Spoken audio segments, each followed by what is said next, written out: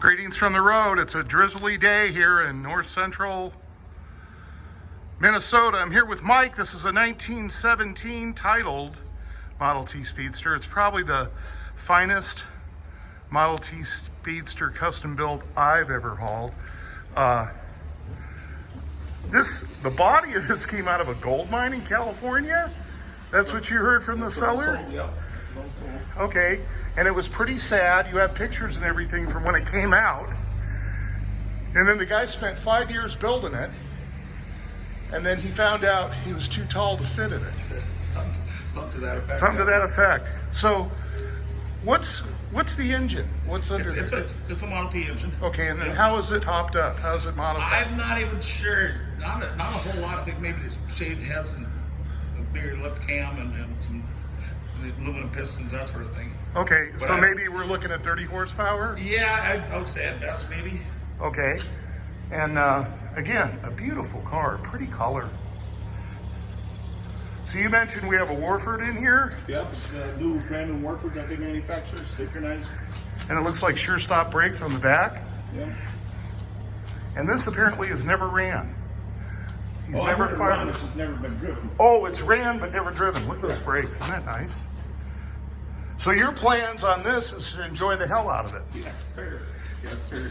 Sunday go to meeting car. In style and flash. And then we've got, boy, do we have tractors. But that's a subject for another story. And it looks like we've got, is this a TT or an AA? That truck right there that I'm looking at. That's an international flatbed, dually.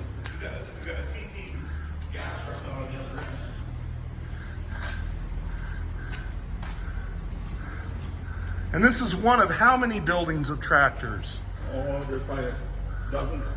A dozen buildings full of tractors. And they pared the collection down. They had an auction not too long ago. And you're keeping stuff mostly on steel, right? Yep. Yeah, a lot of these aren't part of the family collection in here. So this was a family museum. And then it was sold to an organization, and they run shows here, and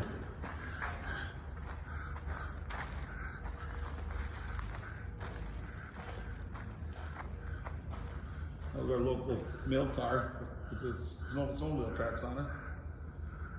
Jeez Louise. So does this open to the public on certain? Yeah, sure. The second weekend after Labor Day, we have our actual show. Okay.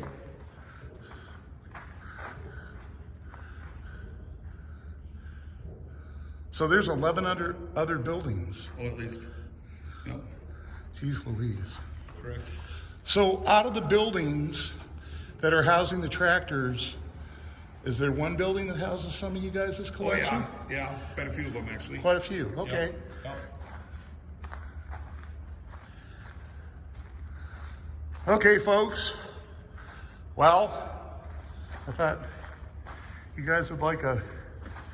Now these are the doodle bugs that you mentioned. Yeah, little conversions, correct. Okay, and these are factory conversions. Yep, 2 Shaws and a Stotty. Okay.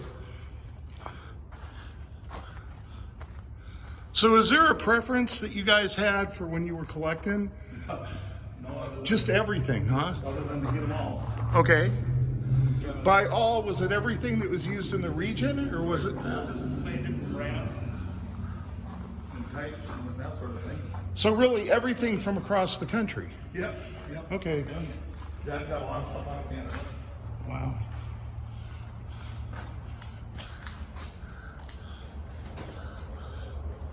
Boy, this is impressive, to say the least.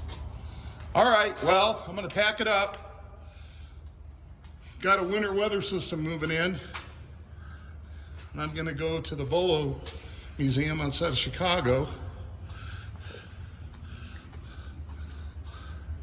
Here's that Rio in my trailer that fell apart. Jim had to put back together. That goes to Maryland. Everybody have a great day. Remember, drive safe, arrive alive, especially now that winter's here. It's Freighter Jim, North Central Minnesota. See you later down the road.